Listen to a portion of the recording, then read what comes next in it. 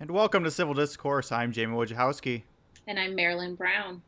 And today we are discussing political apathy. And I want to start with a quote by Sherry Arison. The quote is: "The good inside all of us is wrapped in a layer of apathy, and we forget how much potential we have within us to change the world for the better for ourselves and our children." So, Mm. the first question I would like to ask you is, I'll start off with some context. The reason I want to talk about this topic is because Los Angeles just had a special election where 12% of people showed up to vote. Yes. And I had kind of mixed feelings about it. I wasn't, I guess, as a realist, I wasn't very shocked. But as a hopeful person, I was thinking with the political engagement we've been seeing in with the Women's March and different movements within Los Angeles, I was expecting a bigger turnout. And when I was thinking about it, what what I know is marches and rallies and protests don't necessarily represent the mass public. It's a very small minority of people who are actually engaged to that point.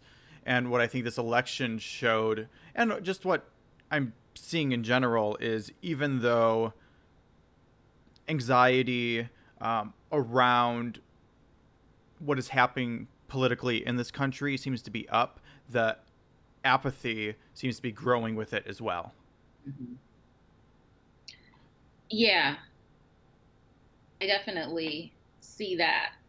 Um, do you know the numbers in LA on special elections in like years prior? I'm just kind of curious as to like, was that a typical 12% or was it a It was little bit up? typical. Yeah. It's I, typical. yeah. Yeah, so it didn't really change at all Yeah. this time. I mean, it Yeah. might have been a little higher because what I saw was that it normally averages around 10. Um, Hmm. but there was also a lot of times the special elections are just proposals and very local elections where we had mayor on there. So it was a slightly bigger election than what they normally are. Yeah. So yeah, I definitely think that I noticed that as well on Tuesday and was kind of, um, as a realist in some sense, not surprised, but also, as someone who feels the anxiety of the moment and people's fears and kind of seeing what's going on with the current administration, I definitely was hopeful that there would be more of a turnout. Um, And I can also honestly say on the day of, I forgot there was an election until almost the end of the day. And I had mailed in my ballot and but I didn't even realize it until I would say it was maybe like 6 or 7 o'clock. And I don't know that that's really, I'm not blaming anyone or saying that there's a specific reason why that happened. Other than that, I didn't really hear much about it until kind of towards the very end of the day. Um, and I don't know. I think that's another sign of apathy. That Mm-hmm. people are not really. I don't know. I don't know if the apathy stems from hopelessness, but I feel a lot of people expressing a lot of hopelessness. Kind of the daily onslaught of different kind of things happening and coming out of the administration with the executive orders and things. People are really, really genuinely feeling anxious, but also I think a sense of kind of hopelessness as far as how they can really affect any sort of change. Mm-hmm. Um, and I think that is what kind of leads to apathy. Just, well, if I can't really do anything, then I'm just not going to even pay attention. I'm just not going to participate. I'm just going to disengage. Not a conscious process, but I think that that's kind of some of what I see talking to people about how they're feeling right now. There is definitely an overwhelming sense of um, anxiety and hopelessness for people. Yeah, I see two kind of main branches of political apathy, and I think they're connected. But I see a, a big group of people who just aren't engaged. They don't see the connection between. They don't see the government's role directly in their lives on a day-to-day basis. They're focused on other things, and they are the definition of apathy. They just Yeah. don't care. They don't think about it. It's not a part of their life. And I think the other group is what you're talking about, and I guess it's not actually. It looks like apathy, but it's Hmm. not really. It's this helplessness where people Yes. think the government is this giant thing and there's nothing they can do to have a say in voting doesn't matter, and that politicians are in it for themselves, and no matter what they do, nothing's going to change, Right. which leads them to behave apathetically, but they're Hmm. not necessarily apathetic to politics, if that Right. makes sense. Yeah, yeah, I think you're right, and I think it is helpful to kind of distinguish between those two groups because I think that there is definitely I see a lot of both, and I think that that helplessness that can breed kind of more of what looks like apathy is kind of more just disengagement, disconnection. When we um, feel like we can't create change or fix something, as humans, we're good at kind of turning off our awareness to it, and finding other things to focus on. And there's also a lot of other things, for people to focus on day to day life stressors that I think that it's very easy to disengage Hmm. and disconnect. Yeah, and I think I've been trying to think of ways to uh, approach people who I see are apathetic in terms of wanting to be engaged but feeling helpless, in advice I can give them. And two things: it's hard to give advice because even as someone who tries to be as mindful as possible, I really have to fight the urge to not be apathetic, because I mean when there is 12% turnout and it people aren't showing up and people aren't engaging, I mean it's hard not to feel helpless and like you can't change things yourselves, because Right. it's that balance, and that one person can't make the huge changes that we want, but if all the individuals come together, then we can. So it's that it's convincing people that, one, if they rise up and enough people do it together, that they can create change, but also that enough people will rise up, because people also don't want to waste their life. They don't want to be the one that rises up and then no one else does it and they wasted their Hmm. life doing this thing and achieved what they feel to be nothing. Right. Yeah. Yeah, I can see that, and I also think that um, people people need support in rising up and need kind of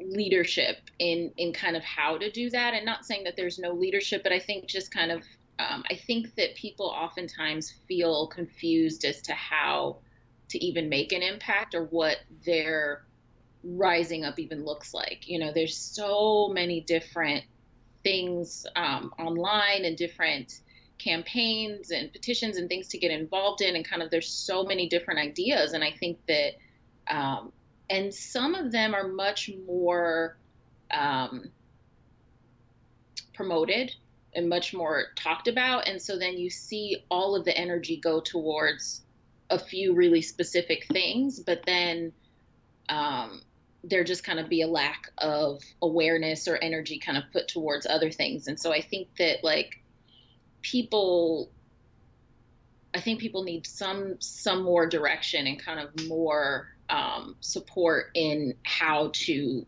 in what rising up actually looks like, because I think people really do feel like going and marching is a really is a way to help, and is a way to kind of throw their support behind something, but also not realizing that it's also super important to engage in, the smaller special elections, and finding a way to make that seem just as, interesting, important. I don't know the word I'm looking for, but just kind of finding a way to balance out like what we're even talking about as a whole. Yeah, what I find to be most effective for me is when I'm engaging specifically with someone who's apathetic but doesn't want to be, Hmm. or doesn't want is feeling that helplessness but doesn't want Yeah. to feel that helplessness. Is I try to make it so many times any political conversation, it ends up becoming about two egos and two eyes. So one side's talking about, well, you're not seeing how it's affecting me, and the other side's, well, you're not seeing how this is affecting me or how I think. So I always try to make it about the other person. One. So there's experiences and connections which see that help people the most. So what I try to do is I'll try to make the connections for them. So the things that they care about, I'll say, well, if you care about civil liberties, whatever it is, these are the different steps that go into actually achieving that thing. So yes, and I think a lot of it's so focused on voting and the narrative, especially if you're not already engaged. It's all time about, well, you have to show up to vote, you have to show up to vote, and people say, well, I vote and nothing changes, and that's such a small part of it. It's these small grassroots organizations that really start most of the change. So that's where I try to get people who want to be engaged but are feeling helpless involved, because I feel like that's where the Hmm. most understanding of the whole process is cultivated, is actually going into a grassroots organization. And what I also tell them is to be specific and pick a cause you care about, and just because you're focusing on one cause doesn't mean that you're ignoring or hurting all the other causes, because so many people, the other thing is it's helplessness, but it's also being overwhelmed. And a lot, Hmm. I've talked about this before, a lot of people who talk to me say, well, what should I do to be engaged? And I'll say, well, pick a cause and find an organization you can go and help and learn. And they say, well, I care about women's issues, I care about LGBT issues, I care about civil liberties, civil rights, like all these environmental issues, like I want to do it all. And that's a lot of issues for one person. And just say there's enough people to go around to cover all those issues. So pick the one that you're either most passionate about, or feel like you have the most knowledge about, or can do the most good in, Right. and learn that way, because it also is all connected. If you go in with an environmental grassroots organization to try to help stop pipelines, you're Hmm. going to learn a lot of things that if you want to then go into a civil rights organization, that you can use there. They're all the way the process works is similar through the different topics and organizations, because the Right. process for change is pretty much the same. It starts at grassroots and then it has to grow, and there's different ways that it can grow. It can go through states, it can grow through federally, all through popular Hmm. opinion. Right. Well, and I think what you're really talking about, and kind of the unifying thread that I'm hearing with what you're saying is most effective, which I agree, is that you have to be mindful to do that, and you have to come from a place of really kind of heightened awareness that I think is really important to be able to take yourself out of your own self, put yourself into that other person, empathize, and be compassionate, and think about what does this person need, what are the issues that are most affecting them, and how can I frame this in a way where they'll understand the importance of their own involvement and how they can be effective. It's like you're kind of, you're having to kind of tailor that response to fit that person that you're talking to. And I think that's a very you have to be pretty mindfully skilled to be able to do that and kind of and relate on that way. And so I think kind of which a lot of, which are all of our topics go back to finding that place to work on your own mindfulness practice to be able to become more self-aware so that you can become more aware of others in a way that's effective and can help create that change. Yeah, and I think just a tool or a way to achieve that, if you do find yourself getting overwhelmed in any kind of political discourse, is before you engage, ask yourself why you're engaging Yeah. and what you want out of the engagement. Are you just there to argue? Do you just want to get your point across and not really listen, or do you want to actually have a meaningful dialogue and potentially change the way someone thinks or feels? And if that's your intent, is to change, you have to, there's two things to that. You have to realize that they may not, and that's okay. And two, the way you engage looks differently if you're actually making it about them Hmm. and not yourself. And Right. it's, I think another good example is the people in my life who are actually apathetic in that they just don't care about politics. And it's much harder to change their minds because they're just apathetic. But what I find effective is that actually showing them the connections in their life. So if you say, well, you need to care about politics because I'm affected this way and you're hurting this person over here, most people don't hear that. Um, but if you say, someone who has a lot of student loan debt, you say, well, if you actually voted for this person, they support this and that affects you. You'd have your student loan, whatever it is, your student loan rate would go down and you'd have $200 extra dollars a month to do whatever you want with. Like those things they they see. And you also have to tailor it. Some people are more empathetic than others, where you might talk to them about what affects them and they're like, okay, okay. But if you say, but this is going to affect your children or your Yeah. friend, and that's what gets them to Right. actually wake up. So you have to be mindful enough to make it about the other person and not about you. Right.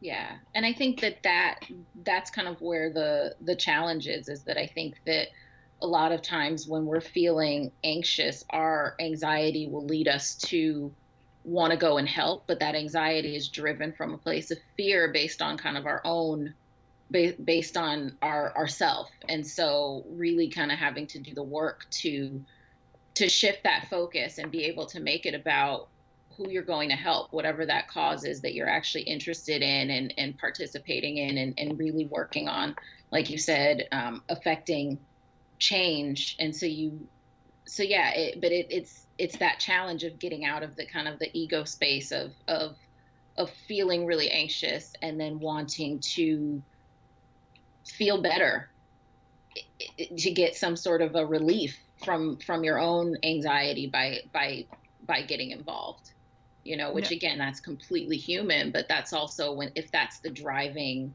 force behind your involvement, then I don't think that it's actually going to be a really meaningful experience.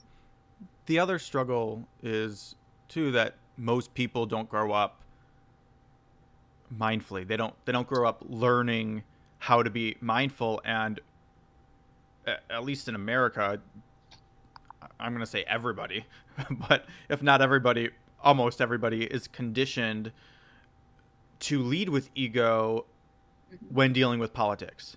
You, especially now, every conversation is what side are you on, and all about your feelings and kind of pushing against the other person. There's very little mindfulness in it. It's rarely about actually trying to engage in anything meaningful or come up with um, actual solutions. And Mhm. I mean, there's many different reasons for that, but it takes a lot of energy to change that conditioning. Yeah. Because I find it with myself. I'll have that. I'll go in knowing that my goal is to make it about them and really try to engage. And if their walls are up and they're coming at me, it takes everything in my being to not let the ego come in and push back against what they're doing. And it takes, I mean, it's hard when the ego naturally wants to engage to just constantly turn it off, because you're doing two things. You're trying to actually have a meaningful conversation, plus you're having to hold the ego back at the same time. And if you don't have the perfect balance in there, one, the ego most of the time is going to overpower. And Mm-hmm. then if you don't have, and if the momentum's building in that what would now be an argument, it's hard to stop yourself and center. Yeah. And with all of that going on, that's exhausting.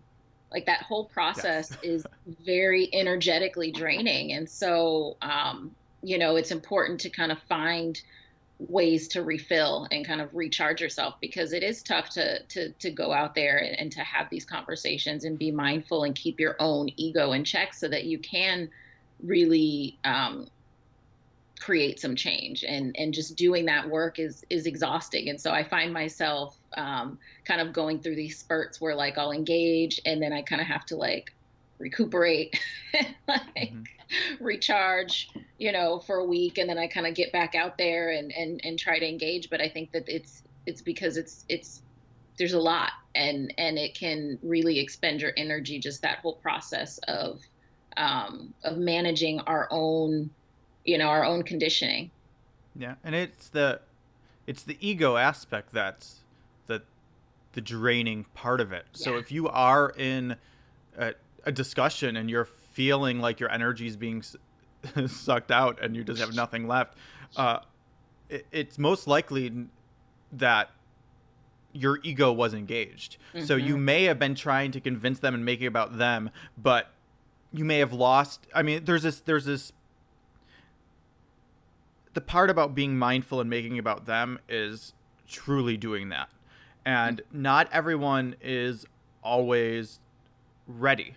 It's like they Right. in Buddhist thought, they talk about that the teacher comes when the student's ready.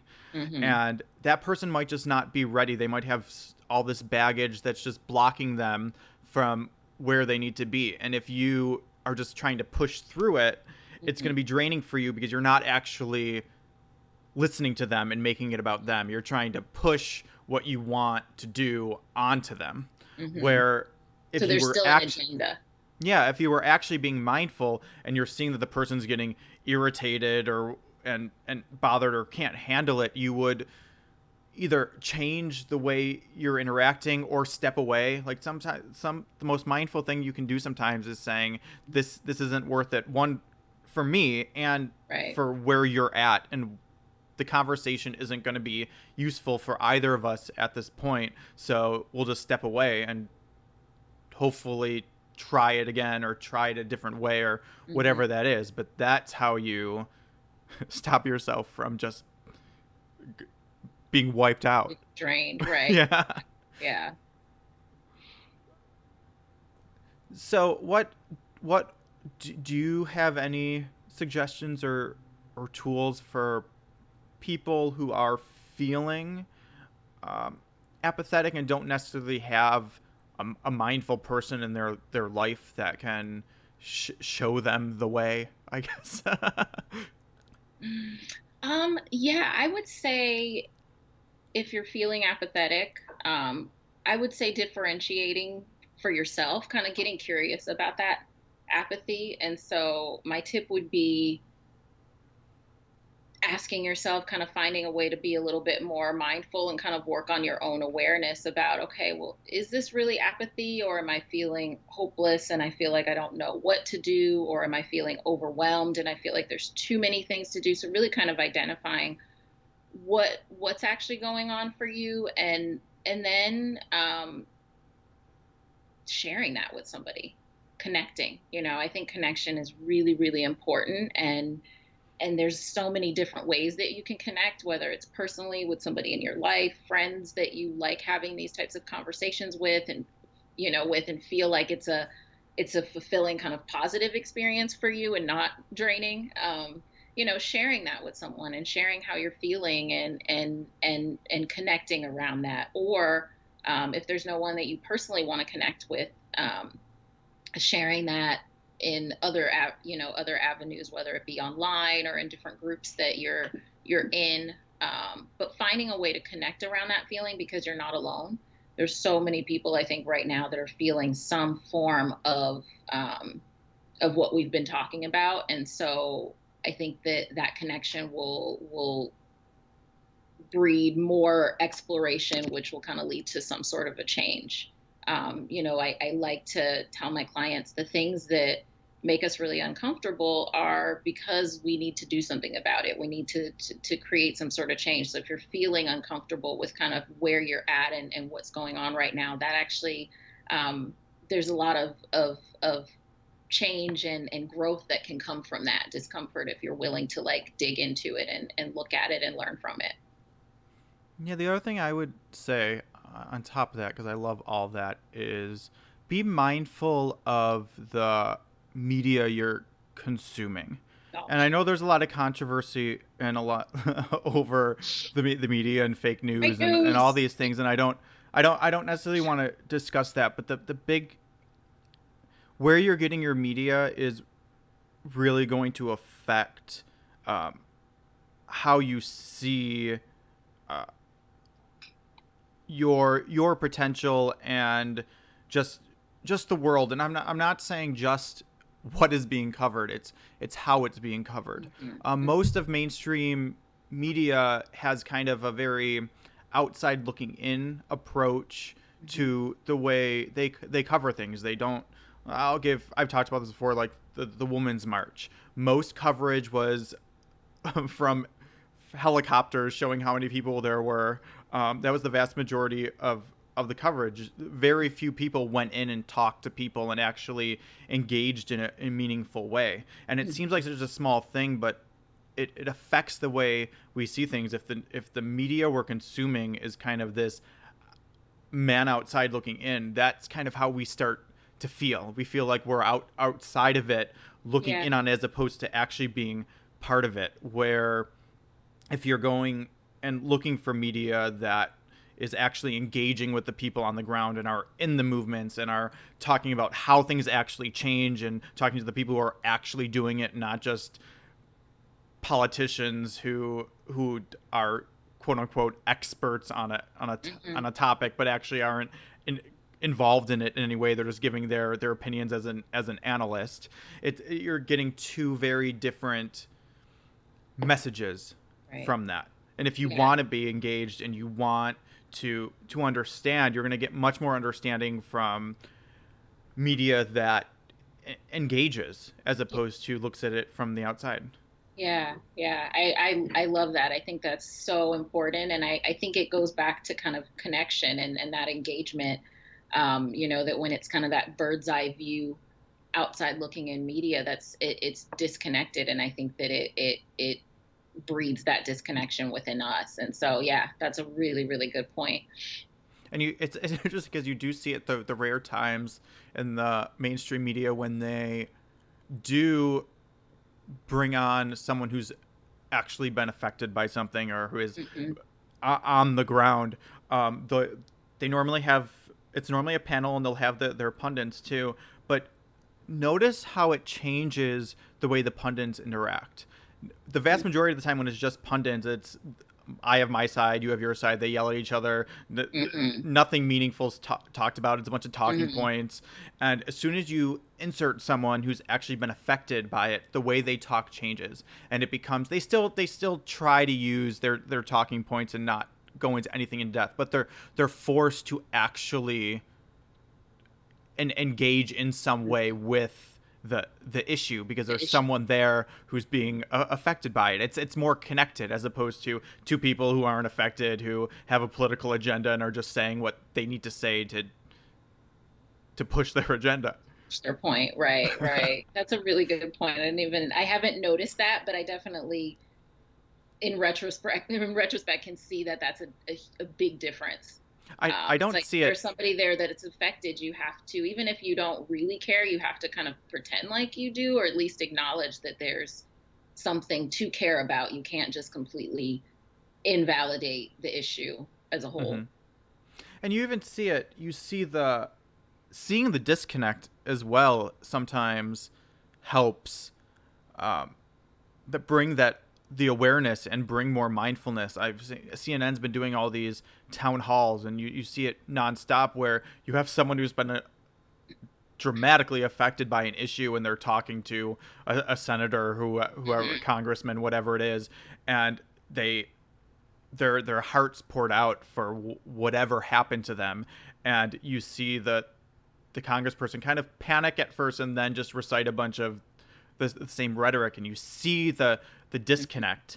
Yeah. And Yeah. that seeing it helps, if you can see it and stop and analyze it for a Question minute. it. It helps with Yeah. the mindfulness, because you see, I don't want to engage in those kind of dialogues. I want to have a meaningful one. So if that's how you engage, you're never, that connection's never going to be there. And when you see it Right. in others, a lot of times you can start to see it in yourself. Yeah, yeah, no, that's a good point. When you were talking about that, it was just reminding me of like the healthcare town hall that I think Mm-hmm. CNN had with Bernie Sanders and Ted Cruz, and like when the woman shared about, how the Affordable Care Act has helped her, and she has MS, and then Ted Cruz was like, "Congratulations," and then like kind of went through this whole like canned, awkward response that just felt very, very disconnected. And you're right, you could just kind of, it was almost like a visceral like feeling of like something is off here, like this doesn't fit. Um, yeah, just it's true when you kind of see it creates that cognitive dissonance that I think helps us to, we need that dissonance to kind of question things and to create change within ourselves. So true.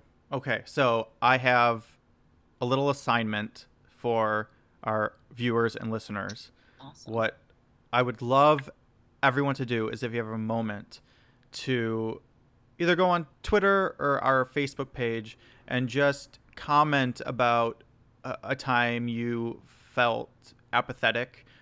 It could be politically, it could be just, it doesn't have to be about politics, and just what helped you, um, overcome it, or were you unable to overcome it, and how did that affect your life, just to start a meaningful dialogue that we don't see really anywhere. Yeah, yeah, and to add to that, if if you're in it right now, if you're feeling apathetic right now and are struggling to get out of it, sharing that as well.